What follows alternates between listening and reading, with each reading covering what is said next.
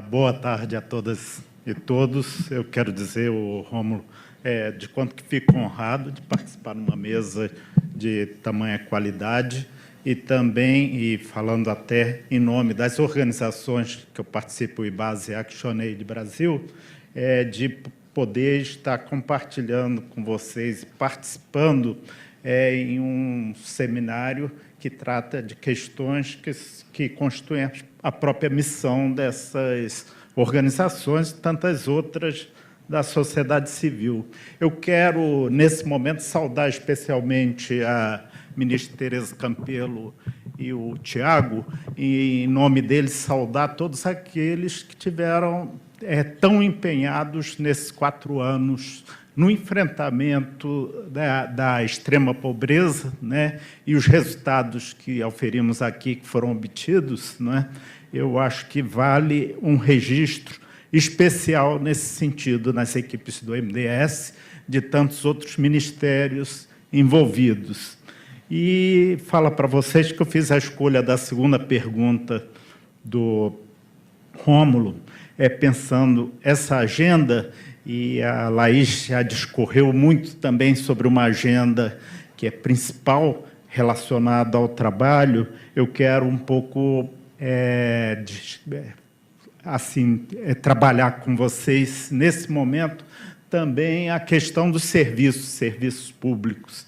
E aí começaria dizendo que, certamente, quando falamos de serviços públicos de qualidade, chegando à população pobre como uma garantia, como o cumprimento de um direito, nós temos um enorme desafio.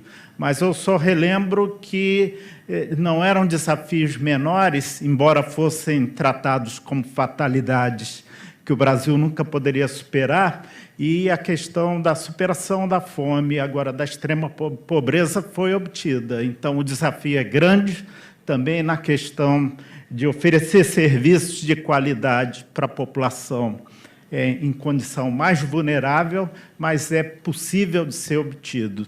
E, nesse sentido, eu vou até vou me aproveitar um pouco de uma oficina que fizemos semana passada, no Rio de Janeiro, e que contou com a preciosa participação do Tiago e também do Rogério, do MDS, e que trabalhamos a questão do serviço, conjunto dos serviços, assistência social, educação, a mobilidade e transportes, o saneamento, a saúde, a segurança pública e a habitação, mas procuramos examinar não cada serviço isoladamente, mas quais as questões mais cruciais que encontrávamos nesse conjunto de serviços e que desafiam, então, as suas resoluções. E nessas questões, nós identificamos 4 delas, possivelmente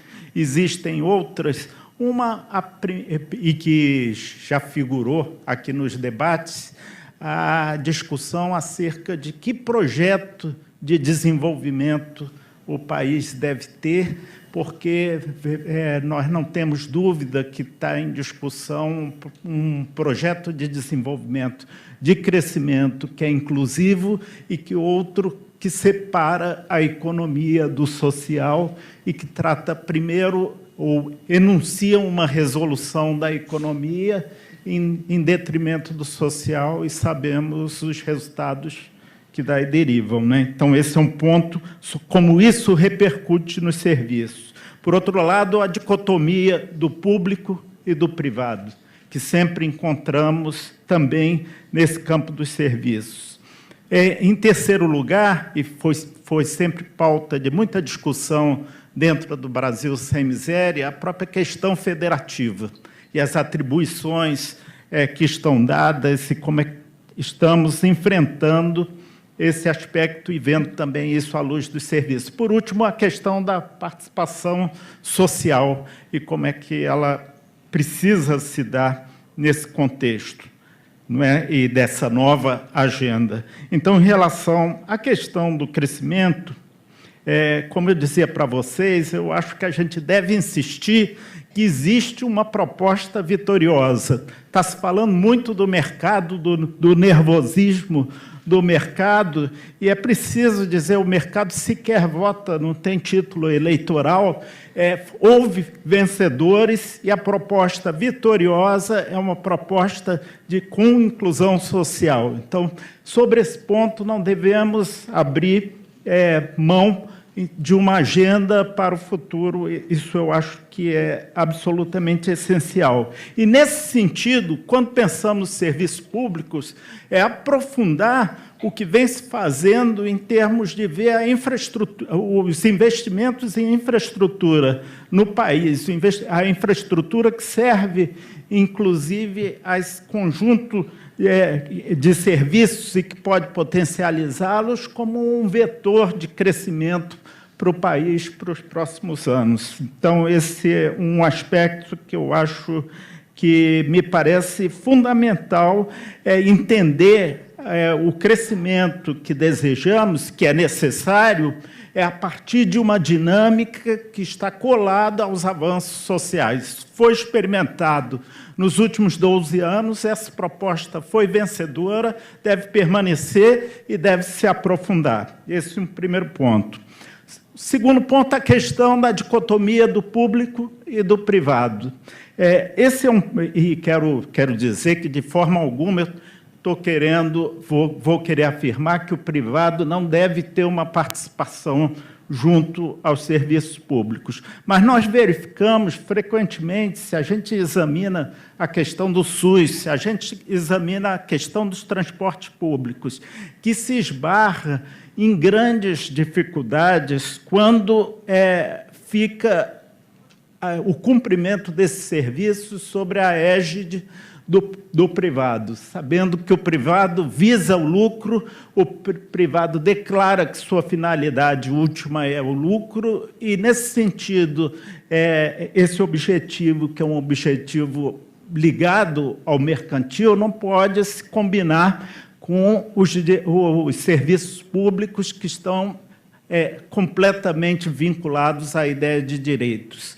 Nós temos presenciado situações que mostram a dramaticidade gerada por esse quadro. Eu me recordo de uma colega de trabalho que tenho, que mora em um local na Baixada Fluminense, e que descreve que demora 3 horas para vir e 3 horas para voltar do centro da cidade. Ou seja, na verdade, a jornada de trabalho dela passa a corresponder a 14 horas durante o dia.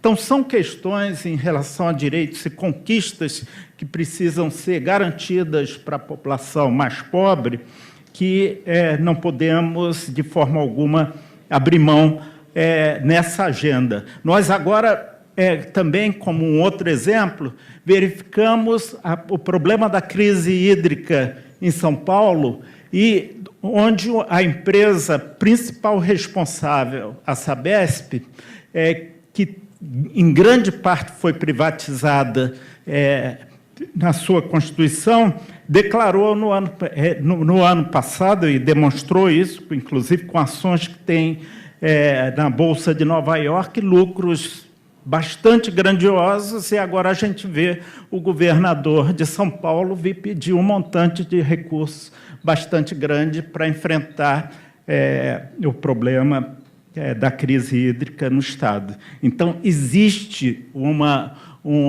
algum grau elevado de sintonia nesse sentido em vários dos serviços, e aonde, infelizmente, vem prevalecendo muito na própria sociedade brasileira uma ideia do privado como eficiente e do público como precário.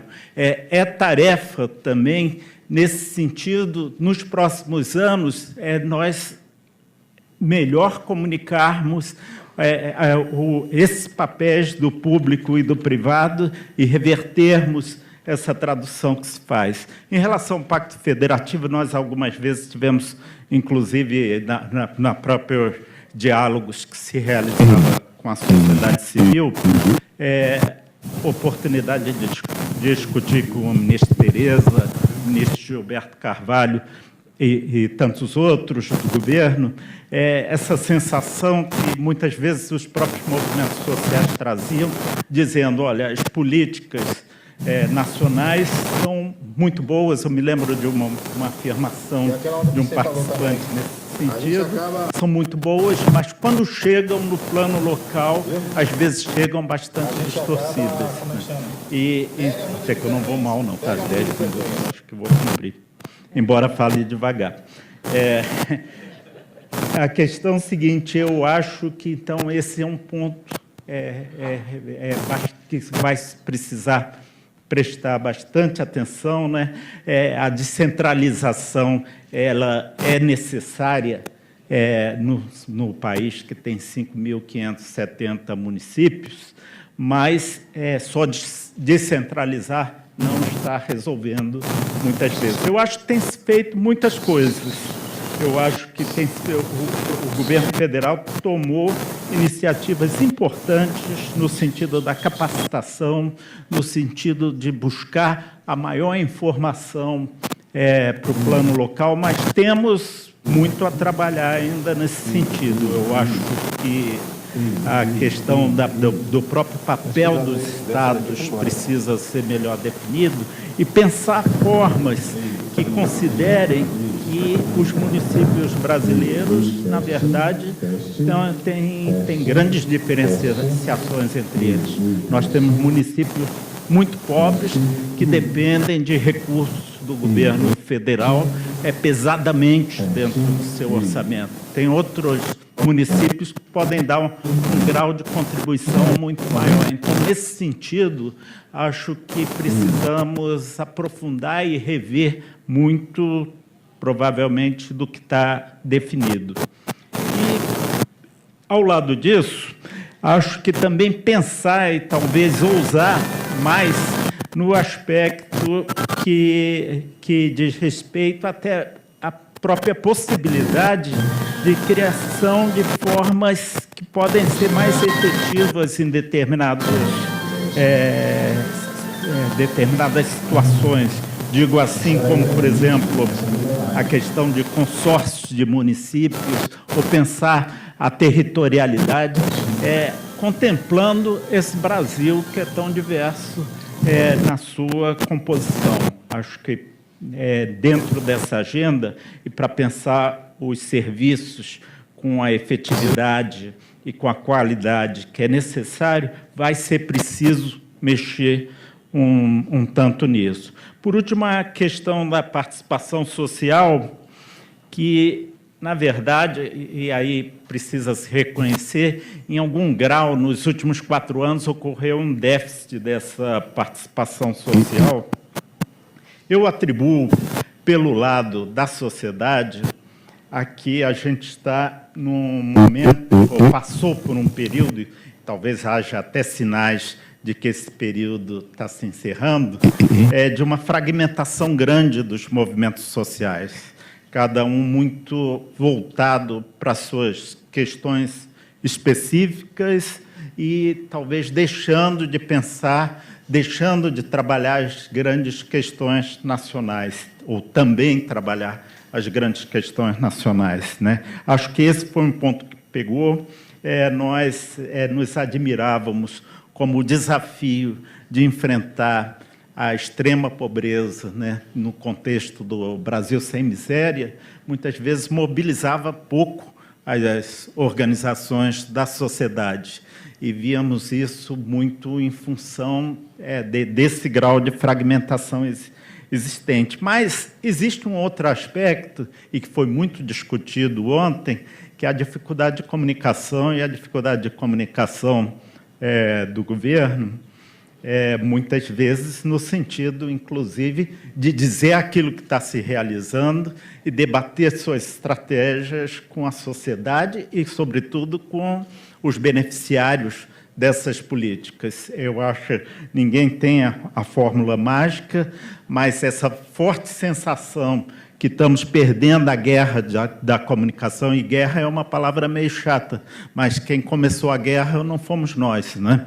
Então, nesse sentido, perdendo essa guerra, eu acho que muito vai ter que se rever e enfrentar esse aspecto referente à comunicação. E ousar, esse é um outro ponto aí, o risco é comigo, eu fui presidente de um conselho, nós temos que começar a nos perguntar, viu, ministra Tereza, se algumas das nossas formas de participação social já não começam a envelhecer, ou pelo menos na forma de fazer. Eu estou falando uma coisa que talvez depois vão me cobrar lá fora de ter falado, mas será que os conselhos, as conferências, hoje estão assim tão pertinentes já com os momentos que vivemos? Não estou dizendo jogá-las fora, mas o que elas precisam rever dentro da sua atuação?